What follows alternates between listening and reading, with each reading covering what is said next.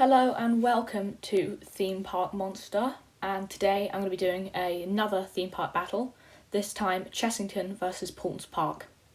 Now before we get started, please do, if you enjoy the video even the smallest bit, go ahead and smash the like button and please do subscribe. Here we go. Now first we have Vampire versus Flight of the Pterosaur. Now I compared these two because they're both suspended coasters, Vampire being at Chessington and Flight of the Pterosaur at Paultons Park.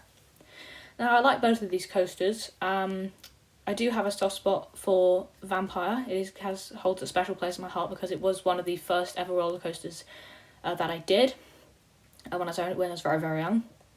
Flight of the Pterosaur is quite new, opening with the Lost Kingdom world in 2016. But because of the speed on Vampire, which is 45 miles per hour and it can get very intense, I am going to give the point to Chessington. Now, the next one is Rattlesnake versus Cobra.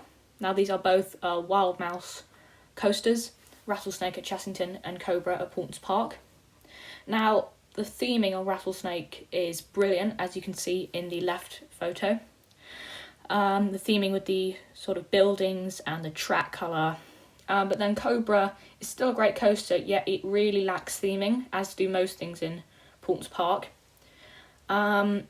And I do just prefer Rattlesnake as a coaster. But Rattlesnake being a 1.4 height restriction and Cobra being a 1.2. Next we have Dragon's Fury versus Velociraptor.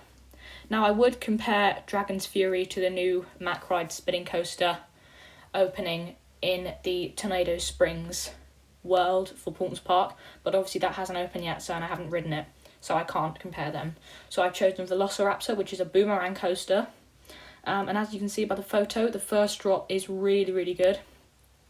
But so is Dragon's Fury's. And for this one, Paultons Park does have theming, and so does Dragon's Fury. But I am actually going to give both of these coasters a point. Or maybe... Actually, I think I'll give Dragon's Fury 1 point and Velociraptor 0, just because I think Dragon's Fury is a really, really, really good coaster.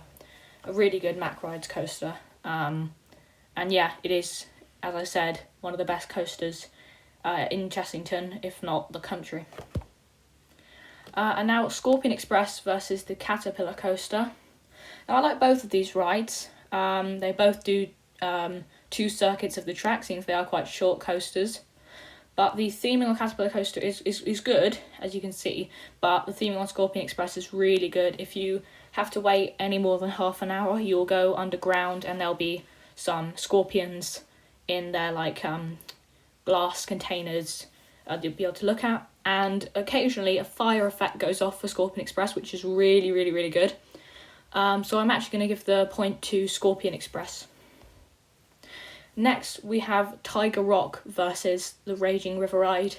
Now, as you can see, the Raging River Ride is your classic log flume with one small drop and then one pretty big drop. And then Tiger Rock does have the same aspect to it, but it covers a lot more ground. The theming is excellent, and I just prefer it as a coaster. You don't get very wet on Tiger Rock, which is, I guess, good on cold days and not so good on warm days, but you do on the Raging River Ride. But I still am going to give the point to Chessington.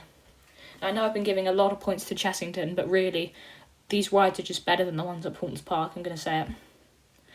Next we have the kids attractions, where Paultons Park really do come back with the entire Peppa Pig world, whereas Chessington only have the Tiny Truckers ride.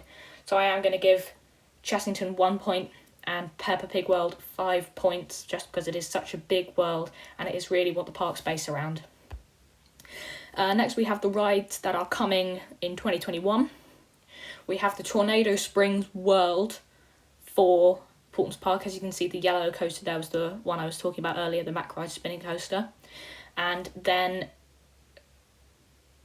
Chessington has the longly anticipated Croc Drop, which has replaced Ramesses Revenge. And it has the Rainforest Land for the kids. So I think I will give Chessington 2 points and Tornado Springs 3 points. So Paultons Park get 3 points. Now we have Edge versus Cobra, which are both disco coasters. They're not actually roller coasters, as you can see. They are both exactly the same ride, just different sort of theming, and with Cobra being in the World Asia ride, the World Asia sort of part of Chessington, and then Edge not really having its own sort of world. It's just sort of there next to Cobra in not really a specific place in the park. So I'm going to give the point to Cobra. Next we have the hotels, and I've only put Chessington's hotel here because Paultons Park does not have a hotel. Chessington has two, the Azteca Hotel, which is the picture, which looks really, really nice, and the Safari Hotel. Personally, I haven't stayed in either of these hotels, but from the outside and the interior, it does look like a really, really nice hotel, and the theming, especially in the dining hall, is brilliant. And to the total, Paultons Park have 8 points, and Chessington take the win with 12 points. Please do, thank you for watching, and please do remember to like, share and subscribe if you enjoyed.